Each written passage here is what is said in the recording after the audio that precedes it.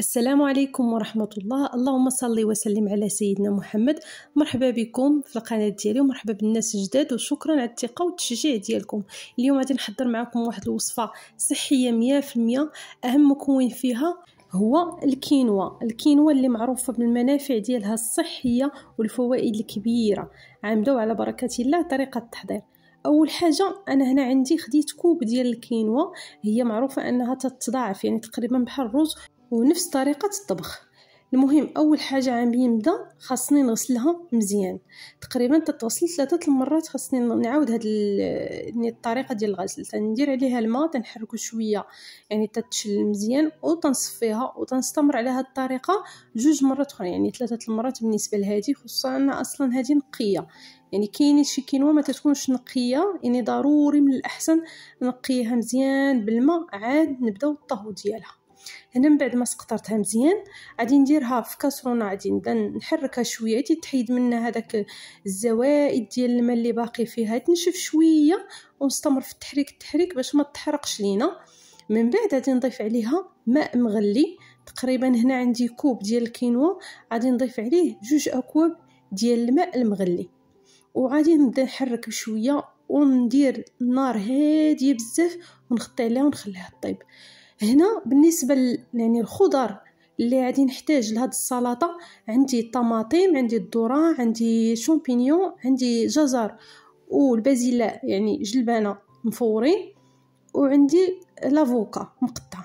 هنا من بعد ما نشفات لينا، انتم تلاحظوا تقريبا الطياب ديالها بحال الروز. هنا منين نشفات تنتاكد انه واش ما بقاش فيها الماء، تنخليها على ديك نفس النار الهاديه وتنبقى نحرك حتى ينشف الماء. وهنا ضروري هاد الطريقه هذه خاصكم تحطوها في شي طبسيل يكون منفس شويه باش تبرد على خاطرها وباش ما تعجنش لينا. هانتوما كما تشوفوا غادي نسرحها في هاد الطبسيل ونخليها تبرد على خاطرها. غادي ننتقل دابا، غادي نبدا نحضر الصلصه ديالي اللي ساهله. هنا غادي نحتاج تقريبا نقولوا 3 المعالق كبار ديال مايونيز عادي، ممكن تحضروه في المنزل الا بغيتو تحضروه. وغادي نضيف ليه تقريبا معلقه ما عمرش بزاف ديال الموطارد، هذاك الموطارد ديال ديجون ما تيكونش يعني حار بزاف، زوين بالنسبه للصلصات.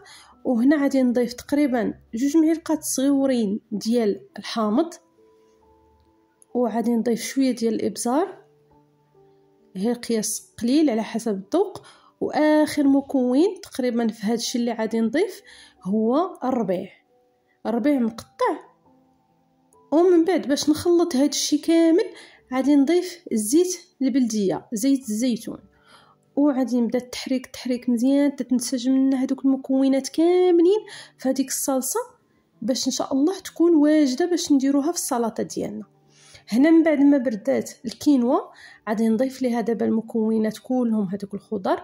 غادي نضيف هنا الذره، غادي نزيد عليها الفطر شامبينيون حتى هو غنضيفو، وغادي نضيف الجزر والبازلاء يعني خيزو والجلبانه غادي نضيفهم، والافوكادو حتى هي اللي مقطعه تقريبا هي وهذيك الطماطم غادي نخليهم حتى الاخر باش نزوق بهم يعني الطبق ديالنا. هنا غادي نمزج هذوك المكونات كاملين، غادي نخلطهم، عاد غادي نضيف الصلصه عليهم، غنضيف بشويه ومن بعد غادي نبدا نمزج هذيك الصلصه مع يعني السلطه ديالنا كامله، تنحس بها انها كلها تغطات بهذيك لاصوص اللي وجدنا. وهنا غادي نستغل الفرصه يعني مع التحريك المنافع ديال الكينوا بالنسبه للناس اللي عندهم السكري يعني زوينه لهم، وبالنسبه للناس اللي عندهم مشكل ما تياكلوش الجلوتين، وحتى اللي عندهم مشاكل مع اللاكتوز، الحليب ديال الكينوا واحد الحليب اللي زوين بالنسبه لهم.